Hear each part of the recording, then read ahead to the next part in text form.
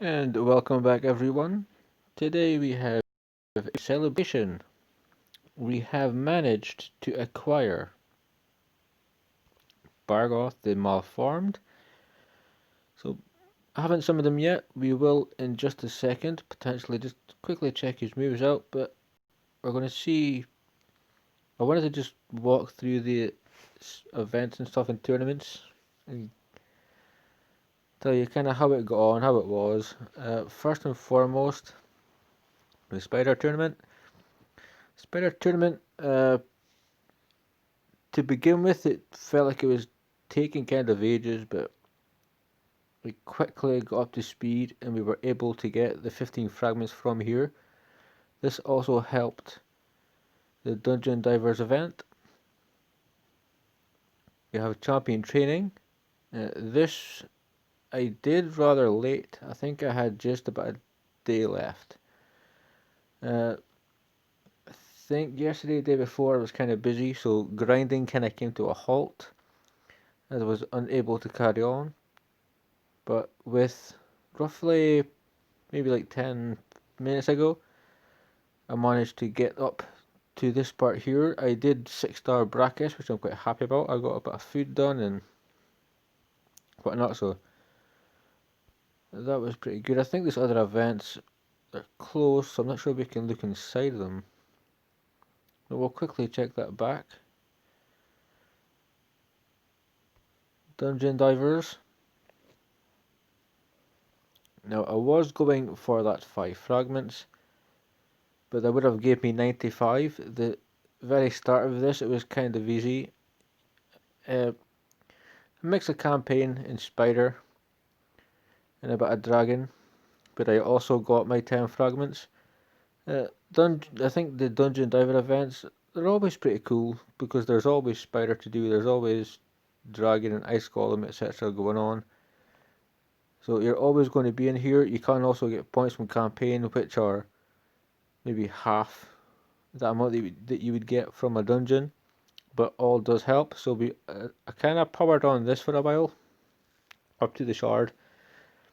I got close to the fragments, realizing that 95 would not do it. I kind of just had to go for the summon event to get the last 10, which we will check in a second. Now, artifact enhancement. There's a few ways you can look at an artifact enhancement. If you know one is coming up, you can potentially level all your gear to 11 or 15, depending on how much silver you have. If you're kind of early new game, you may just want to go to 11.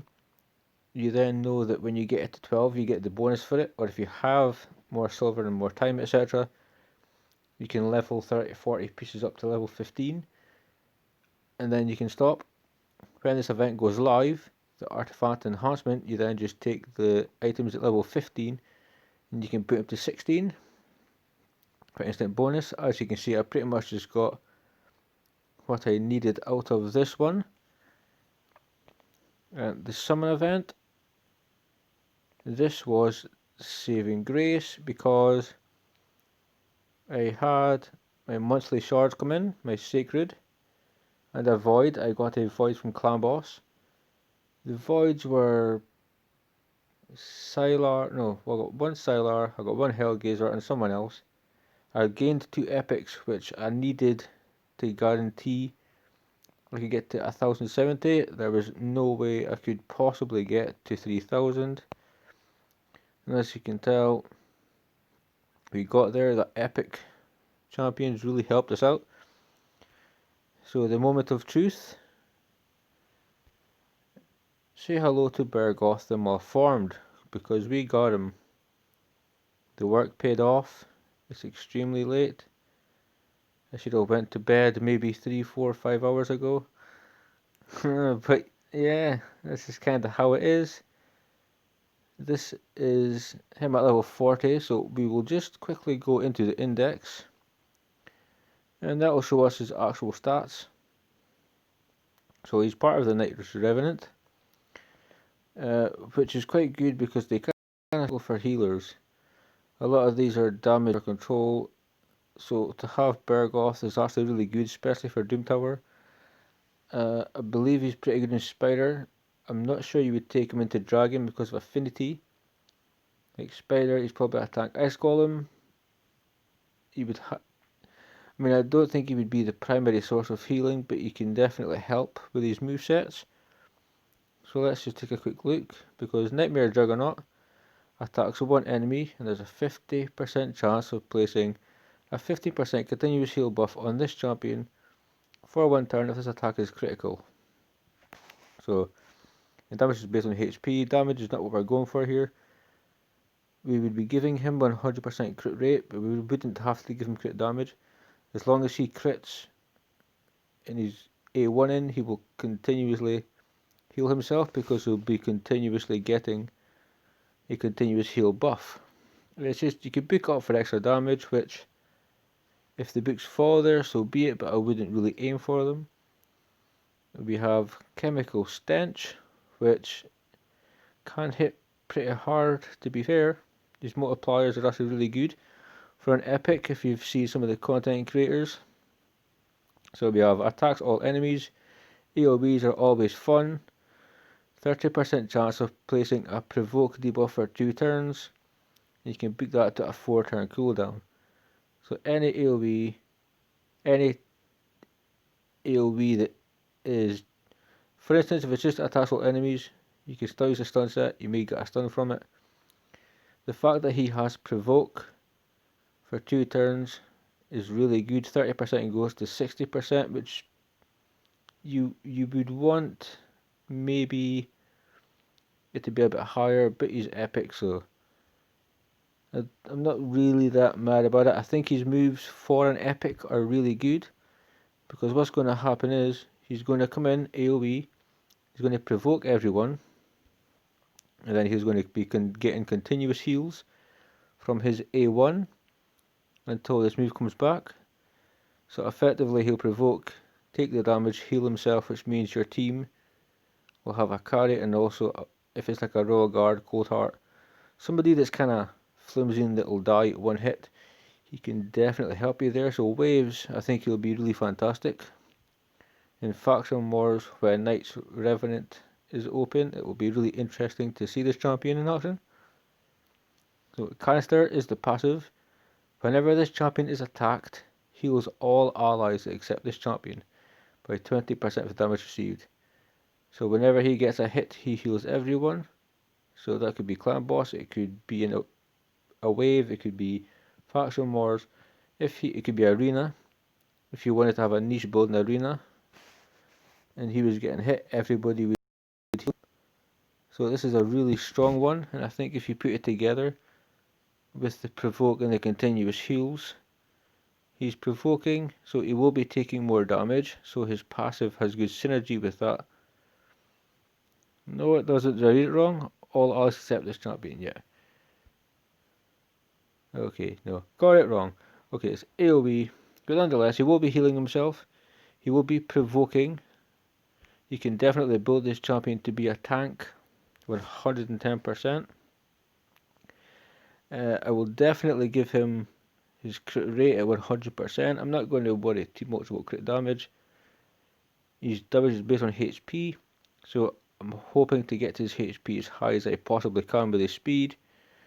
And really enough accuracy depending on where you take him, 200, 250 if that's what you're doing, unless you're being niche and you're going for a stun set, you're going for something else. His base stats, 21,810. So for a HP based champion, that's pretty good. It could be higher. I wouldn't expect it to be that much lower, because he is a HP based champion. His attack is not really important whatsoever.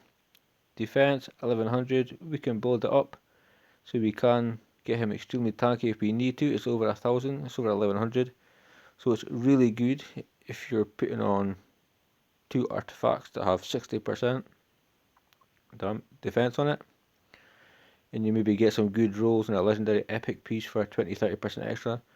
That will all add up considerably. If we take, for instance, a Cult Brawler who has lower defense, it won't have quite the same effect. Yeah, the defense and the HP keep him alive for that provoking the heals. 95 speed I think is pretty reasonable. It's definitely workable. If you're going to faction wars, you won't need speed boots. I'm pretty sure you can find the speed in your kit elsewhere, so we can give him HP boots to accentuate this HP. If you want to take him into clan boss, you can take him into clan boss, but the provoke will not work. If you put him in clan boss, it will purely be so he'll be taking a hit on his passive and healing people. I'm not sure it's a leech replacer or a lifesteal replacer, but it's good to have another aid in healing. Keep you alive. For the champions we've had recently, I think this is one of the best ones. I think it's a lot of utility. You can use him in a lot of places. I don't see much wrong with him whatsoever. I love the fact he's got an AoE, because any AoE, especially a crowd control AoE, be it provoke stun, if you're going to be freezing people, it's just beautiful. It could be Terminator manipulation, which isn't necessarily crowd control, but it will block people from taking their turn. So yeah, if you can either stop their turn or control their turn, you're going to be in far greater strides than you were. All these moves, I've got really no complaints. To give himself continuous heal every time he does this, it's just going to heal him even more. Provoking to protect the team, which makes him a very good carry for dungeons, faction wars, and all those kind of things. You can tank him for a clan boss also, because his passive will heal your teammates as soon as he takes a hit. So as far as epics go, he is pretty good. I see no issues really with this champion. What I have to do next is just focus on building him up. I wonder if we can quickly check faction. I wonder what faction we have opening very soon. So we have Knights Revenant, which is 3 days, which is a shame. I think he would really shine in right now the faction wars. He would shine because he keep you alive, and as you progress through, they did nerf it a bit, but it is doable. And with this champion, I think that he will excel here, and I think potentially he can be really, really good in Doom Tower. So, and also while we're on this subject, I did not mention something that I should have. I think it's in here. We did have an arena takedown, which gave us fragments for this champion. Now, nothing really has been too difficult about it, except the fact that classic arena takedown was double the points of other guys, which I think is quite weird. All of them so far have been 180, then it went to 360. So that could just be down to the fact that this is a very quick a very quick champion to get. Overall, I don't really feel it was too difficult. I just lacked a small bit of time in which to kind of grind out and get everything done. Let's fix this red dot real quick. Overall, I mean, and I spent zero money. The only thing I used literally was kind of lazy, so I got Cold Hard Master Race, and I only used maybe 160 gems on energy refills to go along with quests, advanced quests, your login energy, the packs we get every day from Plarium, which are really cool in the shop. That helped me out a lot. I never had to buy shards, and I never contemplated buying shards for the summon event. I just summoned greens. So overall, it was a pretty good pretty good champion to get. It was relatively easy, and being free to play, and I haven't put money in this game, and in the future I may, as things in my life progress, but I feel like he was definitely an easy champion. Potentially just they put everything reasonably close together, but it still kind of worked out. Arena is always kind of easy. We do have like bots of things, and the arena has been fixed. We had dungeon divers, which went really nicely with Spider and Dragon. You know, so the champion training, we're always making food. I was able to 6-star brackets, which I'm really happy about. So, guys, we did it. We got this champion. It paid off. It's a slight bit later than I wanted it to be. I am sorry for that. I wanted to actually do this video yesterday, but like I say, kind of run out of time. But we have Bergoth and malformed. Next step for myself. Give him some brews, kind of potentially just do like a little showcase at 50 and go to like 17, 18 dragon, take him through some keeps. Just see, because if you can't get him to 60, you won't see that damage, but if you can see what he does at 50 with high HP and high speed, etc., he may be one of those really rare champions that you can leave at 50 for a while before bringing to level 60. Because it will require resources, it will require chickens, you know, unless you're wailing out and you're spending a big pile of cash. But guys, I had to sit down, I had to push a card, and I had to summon him because we did it. We got him. Another epic in the book, and I think for Knight's Revenant, he's probably one of the better epics in there. People may have mixed opinions, but I'm quite excited about this champion.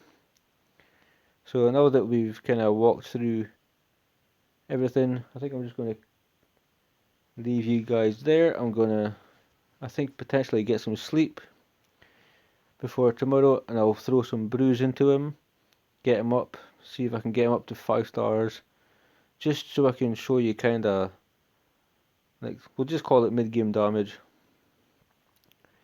But I think overall, the free-to-play or pay-to-win was quite easy to get. Everything was structured quite well as far as, like I say, Dragon went with Spider, went with Dungeon Divers. Champion training we're always doing. Artifact enhancements, it was only maybe 4 or 5 million for myself to get him. Which, I say only, but yeah, it was probably maybe about 4 million. Unlucky on certain items, but you know, that's just RNG. So guys, mission successful. We have this new fusion. So I love you all, and I'll see you next time.